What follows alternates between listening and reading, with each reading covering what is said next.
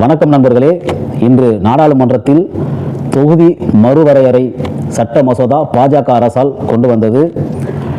இந்த மசோதாவை எதிர்க்கட்சிகள் ஒன்றிணைந்து செயலாற்றி இந்த மசோதாவை நீர்த்து போகச் செய்துள்ளனர். இதனால் இந்திய ஜனநாயகம் காக்கப்பட்டுள்ளது. பாஜக அரசு கொண்டு வந்த அரசியல் சாசன சட்டத்தின் 131வது திருத்த மசோதா இன்று தோற்கடிக்கப்பட்டு இந்திய ஜனநாயகம் காக்கப்பட்டுள்ளது என்பதை நாம் நினைவில் கொள்வோம்.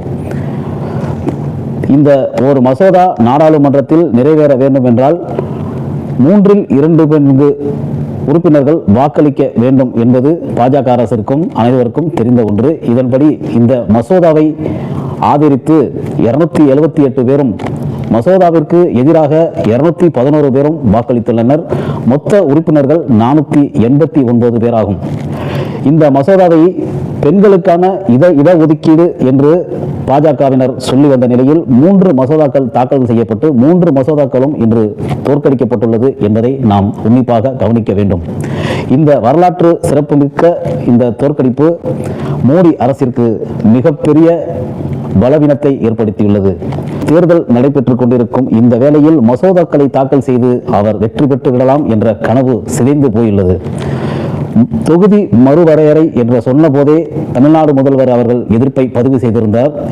இன்று அது சட்டமாக கொண்டு வரப்படும் என்ற போது அவர் நகலை எரித்து கருஞ்சட்டை அணிந்து போராட்டத்தை முன்னெடுத்து நடத்தினார். அப்பொழுது கருஞ்சட்டை அணிந்து என்று அவர்களை ஏளனமாக பேசினார்கள். இன்று அவர்கள் முகத்தில் கருநிறம் பூசப்பட்டுள்ளது. இந்திய ஜனநாயகம் காக்கப்பட்டுள்ளது.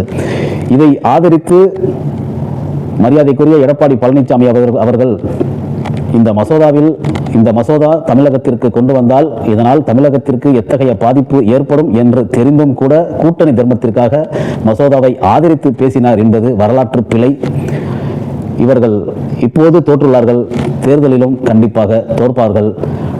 மாநில உரிமைகளுக்காக எப்போதும் போராடி கொண்டிருக்கும் முதல்வர் ஸ்டாலின் அவர்கள் கை ஓங்கி நிற்கிறது. முதல்வர் அவர்கள் தேர்தல் பிரச்சார பயணத்தின் போது தமிழ்நாடு போராடும், தமிழ்நாடு வெல்லும் என்ற பயணத்தை மேற்கொண்டு வருகிறார்.